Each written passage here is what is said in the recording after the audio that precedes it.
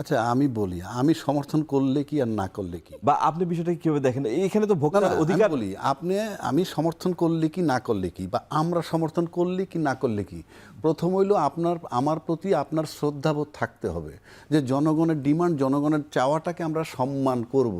এইটা যদি আপনি না করেন তাইলে আমি কি করব? একটু আগে বললাম আস্থার সংকট, বিশ্বাসের সংকট।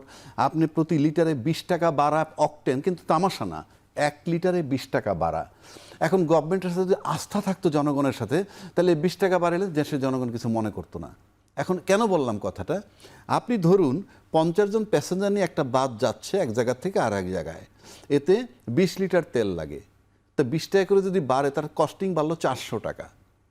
এখন 50 জন প্যাসেঞ্জার ভাড়া 100 টাকা করে, সেটা যদি 42% বাড়াইয়া 142 টাকা করে, তাহলে সে 50 জন প্যাসেঞ্জারের কাছ থেকে টাকা নিচ্ছে বাড়তি 50 × 42 2100 টাকা। তা আপনার তেলের দাম বাড়লো 400, আপনি নিচ্ছেন 2100।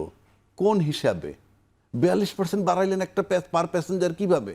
আপনার তো 20 লিটার তেলে 400 টাকা বাড়ছে, কিন্তু আপনি যদি প্যাসেঞ্জার প্রতি 100 টাকার কাছে 142 করেন, তাহলে আপনি 2100 টাকা নিচ্ছেন। ওইটাই সিন্ডিকেট। এবং সেটাই হইল কর্মী পুনর্বাসন কেন্দ্র। আপনি যখন যে রাজনৈতিক দল ক্ষমতায় থাকবে, সেই দলের নৈতিক দায়িত্ব থাকে তাদের কর্মীদেরকে প্রোভাইড করা। কর্মীদেরকে প্রোভাইড করতে হলে ওয়ে খোঁজে। নাহলে আপনি বলেন না 400 টাকা তেল লাগবে আমার বাড়তি, সেটা আমি বাড়তি নিচ্ছি 2100 টাকা। এটা কি করে সম্ভব? কিন্তু এটা হবে আলটিমেটলি, কারণ আমি নিব। কারণ এইখানে সিন্ডিকেট কিন্তু সব সময় পার্মানেন্ট একটা ব্যাপার। আজকে মাসুদ ভাই ক্ষমতা আছে, তার লোক, কালকে আমি যাব, থাকবে আমার লোক। আলটিমেটলি জনগণ ভিকটিম, এবং এগুলো কিছুই হবে না, আমি আপনাকে বলছি। এবং এটা যে বলল তেলের দাম বাড়বে না, সরকারের একজন উপদেষ্টা, দায়িত্বশীল উপদেষ্টা বলছেন কয়েকদিন আগে, আমি দেখছি বিজ্ঞপ্তি দিয়ে বলেছে যে এপ্রিলে কোনো দাম বাড়বে না। না না, বলছে এপ্রিলে দাম বাড়বে না। হ্যাঁ, বাড়বেই না। তো না না, বাড়বে কি বাড়বে না পরের কথা, উনি বলছিলেন এপ্রিলে বাড়বে। হ্যাঁ, এপ্রিলে বাড়বে। What is the use of that advisor? তুমি তো কিছুই জানো না তোমার সরকারের পলিসির। এবং আমি এই সরকারকে বলছি যে আমরা দেখছি চাটুকারিতা করে তাদের অনেককেই সরকারের ভিতরে জায়গা দিছে। জায়গা দেওয়ার পর কী হয় জানেন? ওদের মুখ বন্ধ হয়ে যায়, ওরা আর কথা বলে না, কারণ পজিশন পাই। এখনও বহু চাটুকার আছে।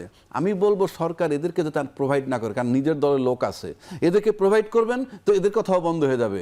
কারণ আপনার পক্ষের লোকগুলোকে এখানে চাটুকারিতেই থাকুক কিংবা আপনার পক্ষে বলুক, কিন্তু এদেরকে যদি প্রোভাইড করে দেন, তাহলে কিন্তু দেখবেন যাকেই নেবেন মুখ বন্ধ হয়ে যাবে। তো আমি সেই কারণে বলছি যে এই যে আপনি 2100 টাকা বাড়ছে, কোনোভাবে গ্রহণযোগ্য না। সব কিছু মিলে বাড়ে 50 টাকা, আপনি ব্যবস্থা করেন 1500 টাকার, ওটাই সিন্ডিকেট।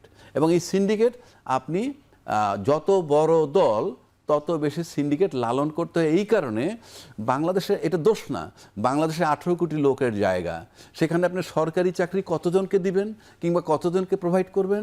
কারণ দল যত বড়, তাদেরকে যদি প্রোভাইড করতে হয়, এগুলো অ্যালাউ করতে হবে, এটি আমি মনে করি।